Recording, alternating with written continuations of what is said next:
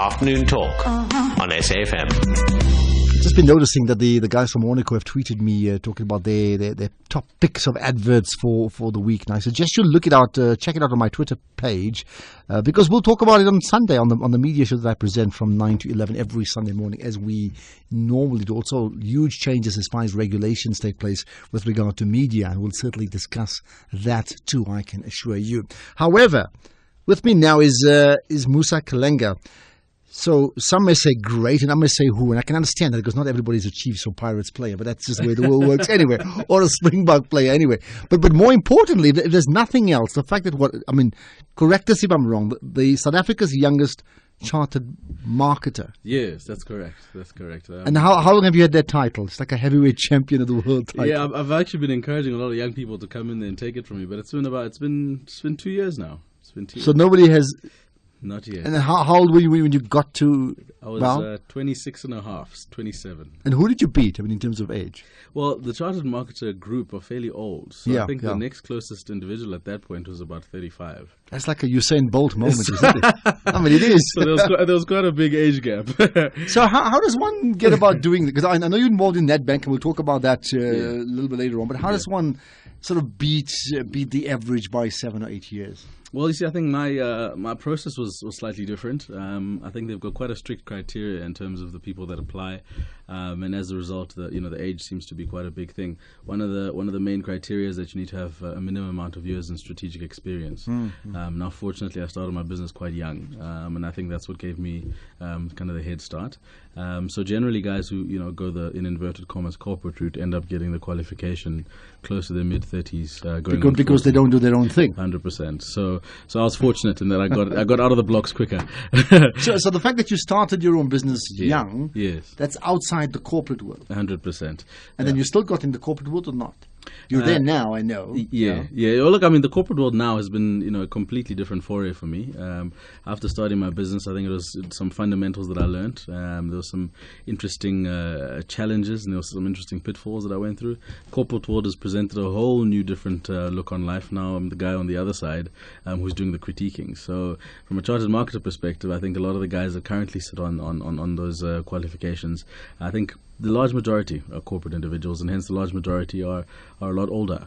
So I think the big thing is to encourage younger people to start starting businesses, getting the experience and doing it. So there we are. We're putting Musa Kalenga in the spotlight. 0891 104 207. If you want to chat to the Usain Bolt of chartered marketing, only because he's beaten the rest by 7 or 8 years. That's his moment. Well, you certainly can say hi. Fascinating person, I can assure you. You can also SMS me to 3471. And if you're tweeting, tweet to us, drop down to 1.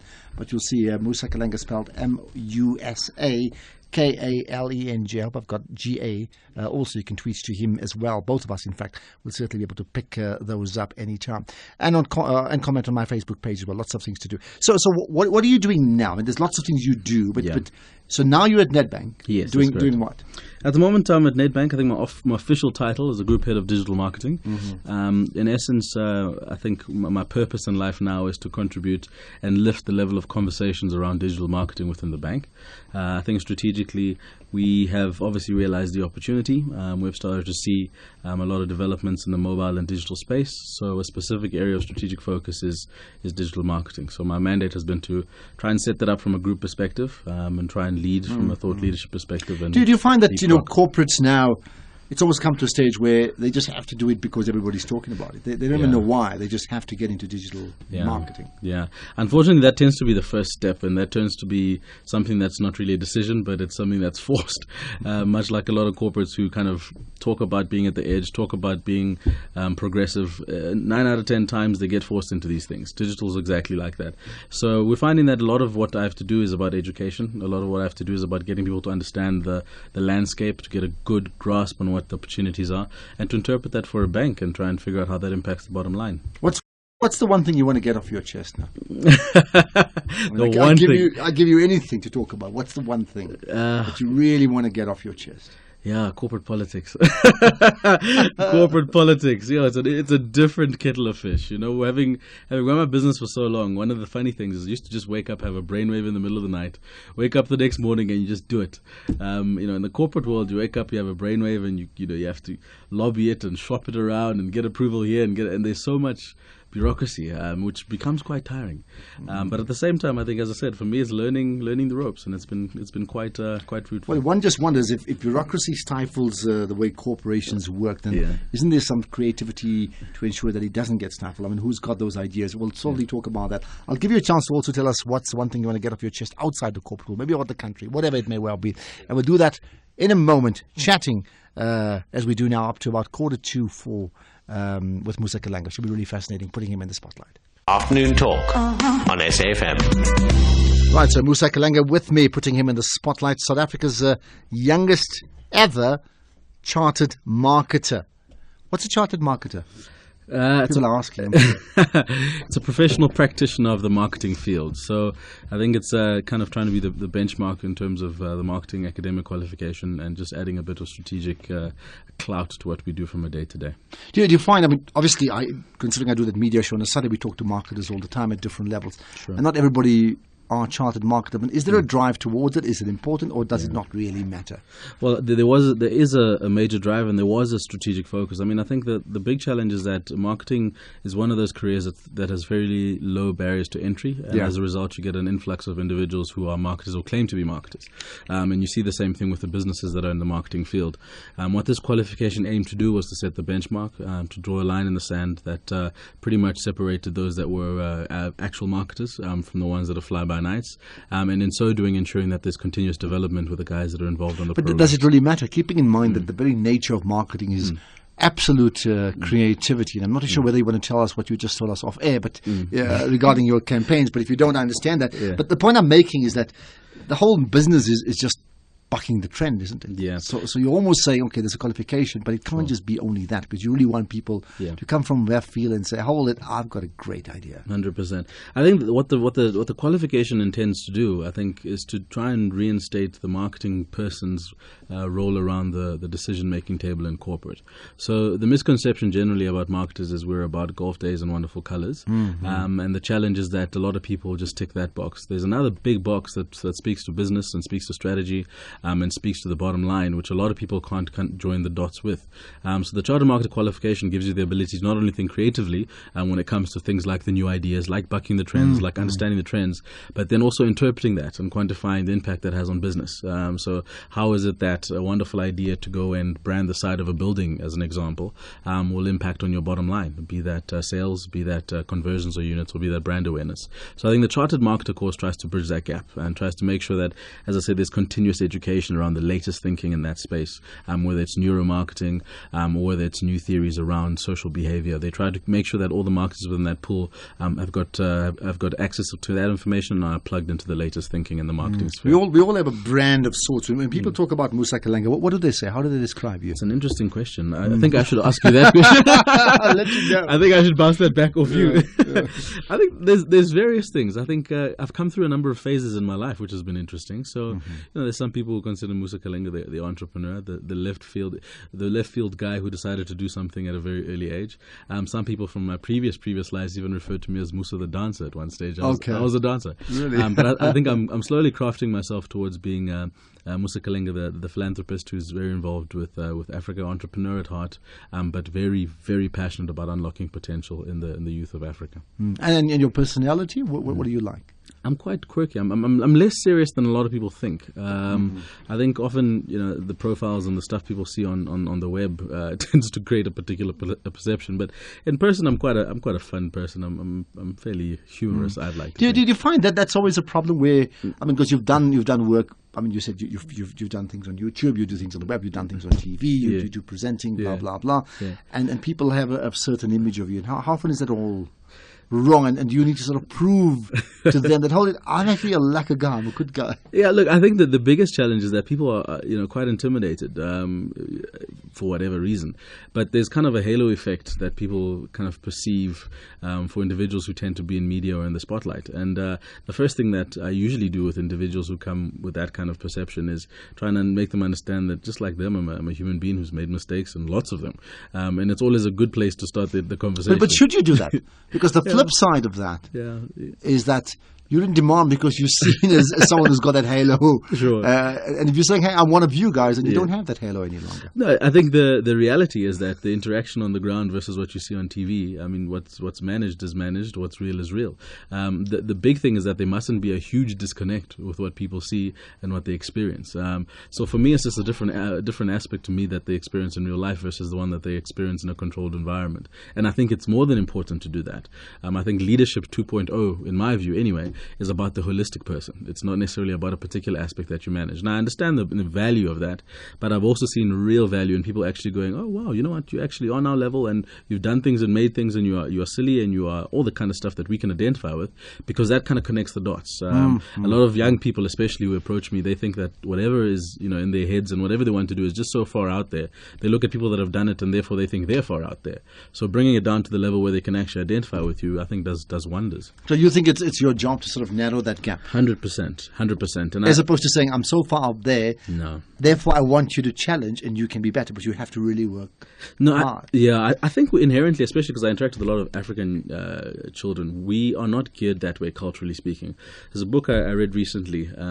It's all about the Jewish faith and Jewish community, and about some of the intrinsics of their culture. And the young people are brought up challenging authority. They're brought up to kind of question the norm, whereas African youth are not brought up to challenge authority. They're not brought up to question the norm. So if the authorities don't reach out to them, there's hardly a chance that they'll engage you in such a way that they'll get what they want. So it's meeting people halfway and understanding those cultural barriers. Would you want to change those cultural issues or not? I mean, what I'm asking is it the fact that they don't question, is that great because it shows great respect, or is that one of the factors why so many communities lag behind it? I think it's a fine line. I think questioning and engaging in curiosity is something that allows people to break molds. And unless you do that, you'll find yourself doing the same things for generations over and over again. So from that perspective, I think there's a huge downside.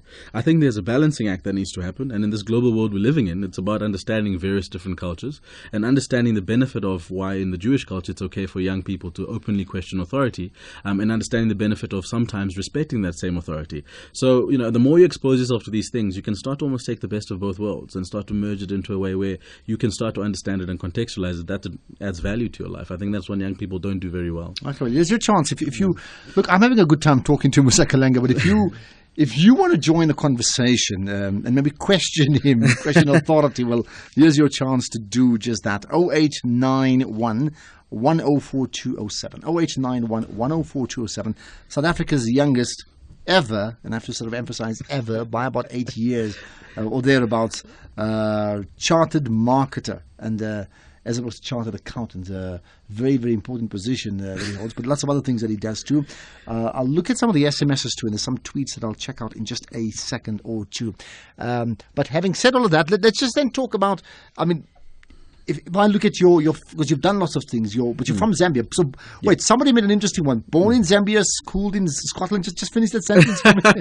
It's really fascinating. Yeah, born in Zambia, schooled in Scotland and Botswana, and then ended up in South Africa. Okay, someone said enriched or something like that in South Africa. I'm not sure that's true. Was that a quote? I must find that. Yeah, just check it out. Yeah, quotable but so amongst the things that you've done, maybe just rattle off in 5 lines, I mean, the key achievements that you've had in your life. Cool. I think the one thing I'm most proud of is the baby I started Monati Fellas out of varsity. Reason being, through that process, the incubation of so many young people that. So Monati Fellas with a Z, right? With a Z, yeah. Okay. The incubation of so many young people that came into that environment that at the time was fairly unstructured, to a lot of people disorganized, but a place that provided them the ability to challenge authority, to try and find their niche within a particular creative space, and to literally explore their talents. And why I'm proud of that is if I look now at those individuals that I worked with and worked alongside, a lot of them have gone to do amazing things in the radio field, in the media field, in different areas of design. And because they got an opportunity very early to expose themselves very much like I did, they're able to get closer to their success a lot younger. So that's one of the things I'm extremely proud of. I think that for me it's always very close to my heart. I'm also quite proud of the fact that to date I've been involved with a number of key projects and initiatives through partnerships with my mentors like Tebe Kalafeng, through the brand leadership group. I'm a big believer in relationships. I'm a big believer in gaining value through other people.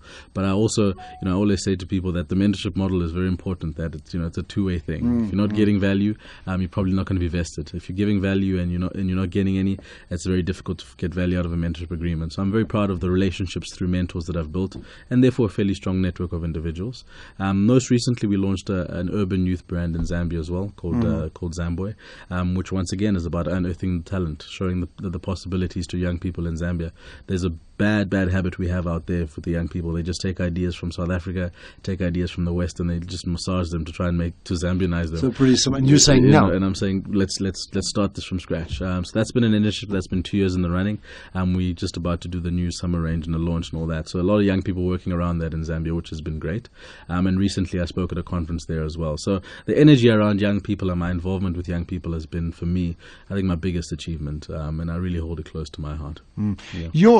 We speak here often, and I mean, we can sort of interchange talking about marketing and some of the great marketing ideas that have come through you. Yeah. But also we speak about entrepreneurship and things like that. And there's a huge need for that. I mean, how much of that, in terms of youngsters or maybe their parents listening today, listening to you and I talk, can take something out from what you said to say, hold it, they need to, you just get the example, don't copy South Africa or the USA or whatever, find something. But it's what you're talking about is creativity, right? 100%. And it's something that ironically I've touched on quite a bit in the last couple of weeks. How important is that for people to be thinking creatively all the time? I think it's fundamental. I mean, fortunately we attended the Luries as well, and I think there was a statement there that said it's only going to be the creative people that end up changing the world. Absolutely, yes. I think Chris did Chris Gott say it? I'm not sure who said it. Anyway, yes. And that really stuck, because I thought to myself, that's very true, because creative people will look at the same scenario, the same set of circumstances, and they'll be able to see something different. And that for me is the key to not only just business and entrepreneurship, but in life in general. A lot of motivational speakers speak about that moment where you start to see things differently. That's also looking creatively at your own life. So I think when we look at young people in general, creativity is not inculcated in how we are brought up, unfortunately. Creativity is generally frowned upon. Creativity is put in the box with the stuff that you do on the side, not necessarily anything that you can make money from. So I think there's a lot of kind of infrastructural issues. Our systems are not set up to support creativity. There's family issues. Historically we don't encourage that kind of thing. And then there's personal issues. At some point you make decisions for yourself, and our framework in terms of cultural reference is not set up to encourage creativity. Slowly but surely I see it changing. Slowly but surely I see a revolt with the young people, because they're starting to get very kind of frustrated by the conventions and the traditional stuff.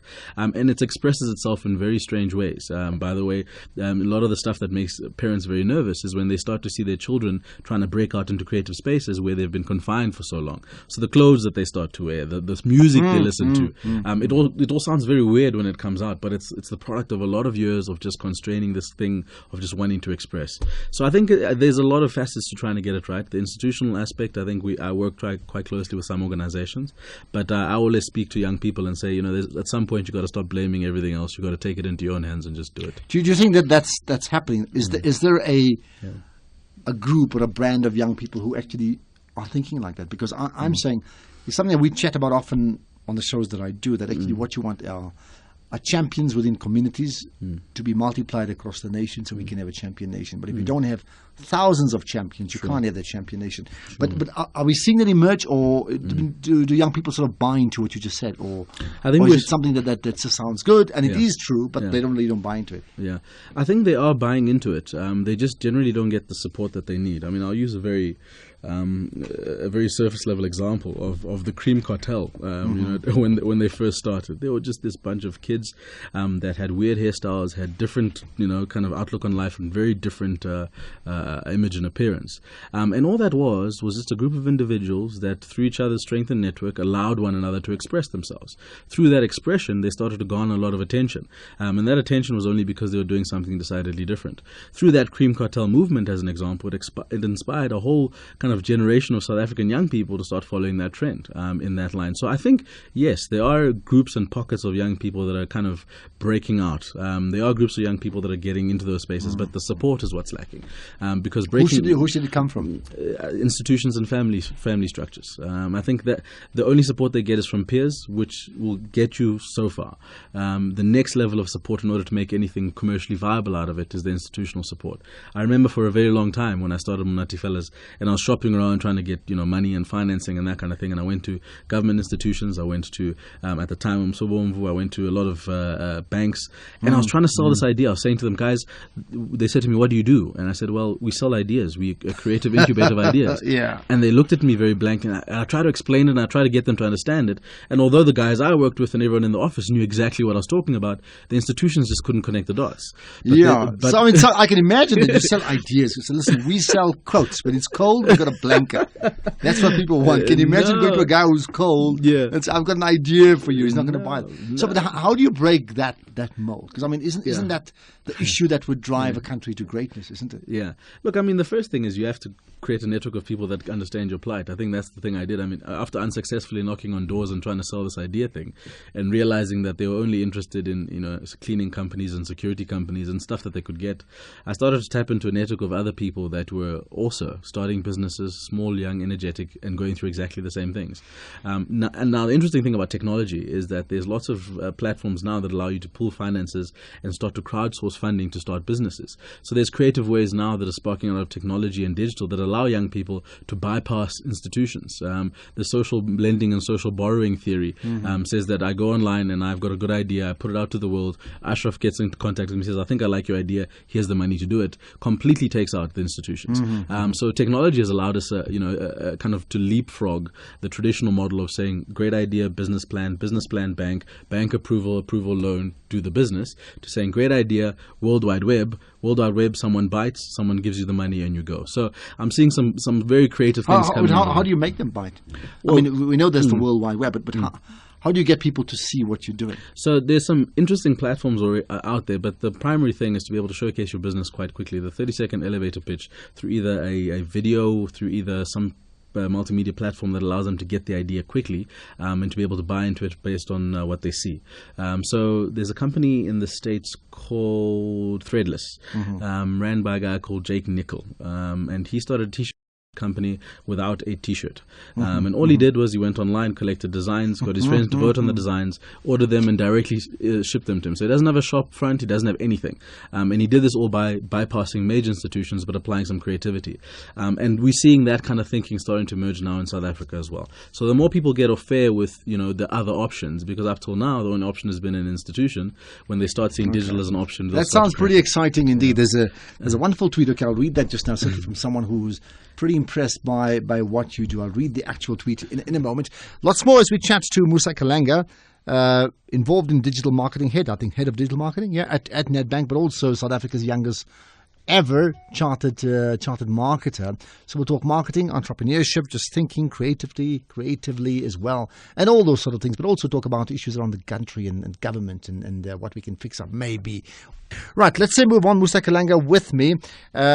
There's an interesting one from Olufonso saying, I'm listening to this bright and well-focused gentleman.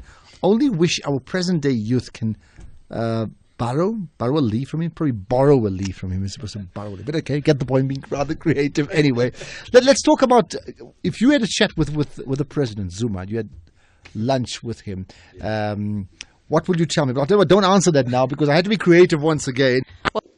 Afternoon Talk on SAFM.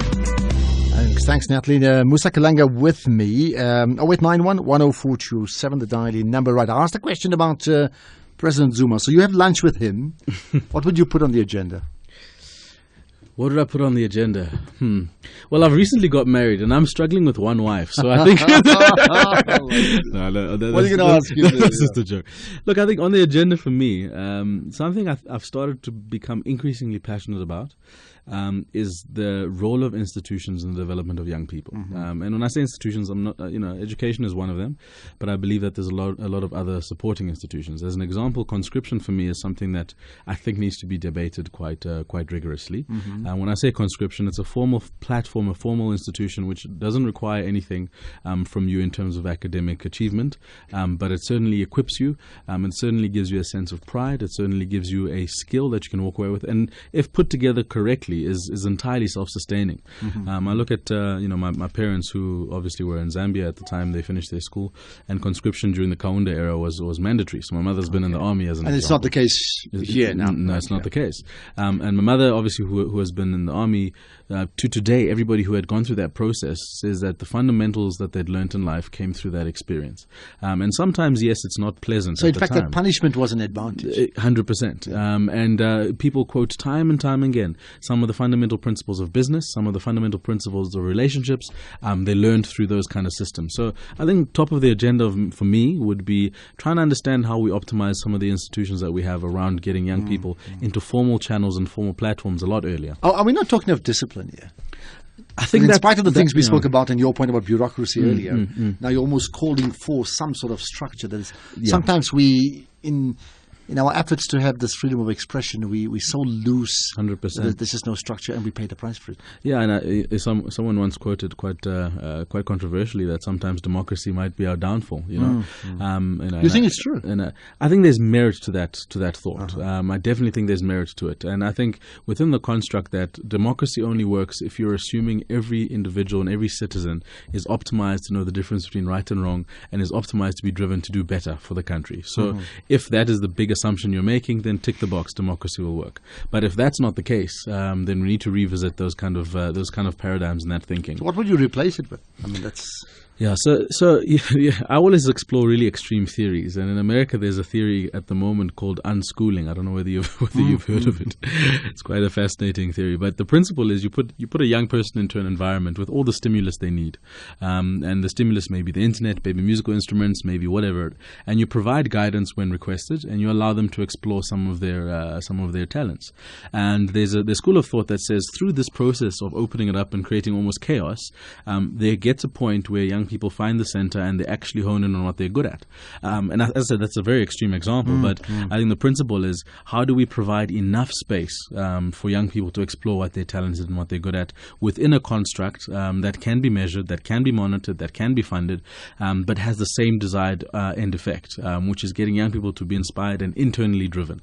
I think a lot of the problem is that we try and inspire young people with stuff that they can't really identify with, they can't really apply to their lives, but how do you create the internal stimulus that they'll be able to do those things on their own? And I think that becomes the difference between those that make it and those that don't, if they're internally driven by what they want to do based on what they've experienced. And let's talk about your early days in terms of schooling. We spoke about Scotland. I mean, where did you really school? Was it Scotland? Or you said Scotland, Botswana, and where else? Scotland, Botswana. I did the bulk of my schooling here in South Africa. So I finished matric here and I did my tertiary at Wits University here. Schooling for me was an interesting journey because that was always secondary up until I got to varsity. I mean, I was always into sports, because at the time, chicks dug sports and that's what you did. But when I got to varsity, fortunately, I started tapping into kind of the more academic side, and I started enjoying it after failing my first year at Wits. I then kind of got my act together. Well, what did you study? I was trying to be an actuary. Okay. So that explains why. And I was just, I was really doing a lot of things at the time and I just wasn't focused. But when I cottoned on to the fact that I had a natural knack for communication, when I cottoned on to the fact that I could actually explore this talent that for me had always been, in inverted commas, a hobby, that's when I started to tap into what schooling and education was all about. How did you realize that you had this natural knack for communication? I think I always knew it, but once again, you were never really allowed to explore it because it always seems to be a hobby. So because I moved around so much and so often, I was pulled out of one situation, put into another. So make friends, understand it, make it work, and that was my experience everywhere I went. So I could connect with people quite easily, and up until the time I realized that is actually an advantage, it had never crossed my mind that could be something I could do. Did someone bring it to your attention?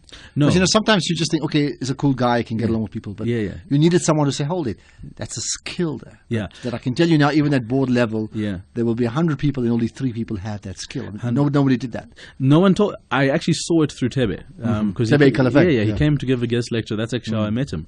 I saw it through him, and I thought to myself, this individual can do something that I can do. And that was despite our academics. He knew how to connect with individuals. And I thought to myself, sure, maybe I should try and focus on that. And that's when I made the decision to get into marketing and branding.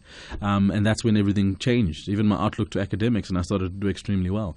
So it wasn't until that point that it had ever dawned on me that this was something that could potentially be commercially viable. And then you joined the brand leadership group. Yes, I joined. Yes, I worked very closely with them in the beginning when I was running Monati Fellas. They were our kind of angel company. So a lot of our young people, when they needed some formal experience, we'd kind of channel them into that space. And then 2 years ago, we also did a merger, and I ran one of the divisions, IHOP, for about 2 years. And that was a merger of Monati Fellas in that company. So we worked quite closely together for a long time. And once again, it was through the relationship that came out of a mentorship agreement initially. But I think the value for both of us was quite overwhelming, and hence we could. And when you were growing up, I mean, besides the fact that you wanted to play sport for the reasons you just mentioned, what did you want to become? Like, what is the ambition at grade 10 or something like that? I was going to be a footballer. I was ardent. As in soccer. I wanted to be I mean, I have a knack for sports, fortunately. So it was something that I wanted to do. I used to play every sport under the sun. Even when I went on scholarship, I was on a sports scholarship. So I was going to be a football player. And I realized after banging my knee and half losing it, that things could change in an instant. And if that ever happened to me, I needed to have a plan. So Bafana's lost, we think. Right? Because you could have played for us or Zambia. Either way, they're the African nation champions anyway, right? Yeah. What about? I mean, when was the one day you realized that you've made it? And don't say you haven't made it, because I would probably have to kick you out of here anyway. But there must be a moment. And I'm not suggesting that you're the greatest person in the world, but there must have been a moment where you're like, wow, I can't believe I've done this and I've gone so far and done so well. There are various moments. Every time, what I find why I love speaking to people and young people is that you sow seeds that you never ever see the result of. And every now and then, the Lord is graceful enough to show you the impact that you've had. And I was approached once at the airport by an individual who I didn't recognize at face value, and they called me by name and surname, and they came to me and we started speaking. And it's often embarrassing because you speak to a lot of people and I didn't know this person's name, and they spoke and they just started telling me how and what they had done as a result of once upon a time hearing me say something to them. Yeah. Wow. And that's when I went, wow. And those moments, as I said, God gives me every now and then, and those are the moments where I go, I haven't done too badly. Indeed. Yeah. I'm just going to pick out. We've got about 3 minutes or 2 minutes to go. In fact, I'll just rush through some things. Hopefully you can answer some of them. Sure. In magazines, why most features are about sex? You're asking the wrong person, because you said you played sport for whatever reason. Is it good or bad that magazines must specify the age limits on their features? That comes from Nkululeko. Then Tebe Mabanga saying, what the hell is a youth advertising board? Isn't all advertising made by the youth for the youth? And then Evans saying, every time when I hear the name Musa Kalenga, I stop everything I'm doing and listen attentively. You inspire me, bro. You and Vusi Temekwayo. You are, of course, I had Vusi here before. Yeah. You guys are young legends. And then Cushions Makwena saying, does he think advertising has changed society? So it's probably got about 45 seconds, just a general comment about these things. Yeah. The Youth Advertising Board is a forum that kind of manages the communication that goes out to young people to just deal with that. So it's supposed to regulate the messages that get put out to the youth of our country. So it's necessary. What was the second question there? Well, there's lots. Okay, there's no time for questions. Just general thoughts about that you're a legend, which is absolutely great, right? Yeah. About the magazines, why does magazines have to sort of feature sex selling? Yeah. Because the unfortunate principle is that sex does sell, and a lot of people are driven by commercial objectives, and those commercial objectives sometimes require that you use dirty and not necessarily savory tactics, and sex is one of them. And marketers just do that anyway. And marketers do that anyway. So it's unfortunate, and I think it's give me a book. We got two things in about 30 seconds. A book that you recommend we all read, and a quote that we should be taking home. I'll start with a quote that you should be taking home. My mother always used to say, there's no sweet without sweat. I didn't really understand it until recently. Okay. A book that we should read, I think recently I've read, it's called The Startup Nation. It's about Startup Nation. Yeah, it's about the Jewish nation and how they've managed to flourish in an otherwise unforgiving circumstance and environment. So I think those are two books. The Startup Nation, and there's no sweet without sweat. Musa Kalenga, great chatting to you. Thanks for allowing us to put you in the spotlight. Hopefully people have been inspired, and I'm sure they have, in fact. Time now for Radio VUCA. Time now for Radio VUCA. Time now for Radio VUCA. Time now for Radio VUCA.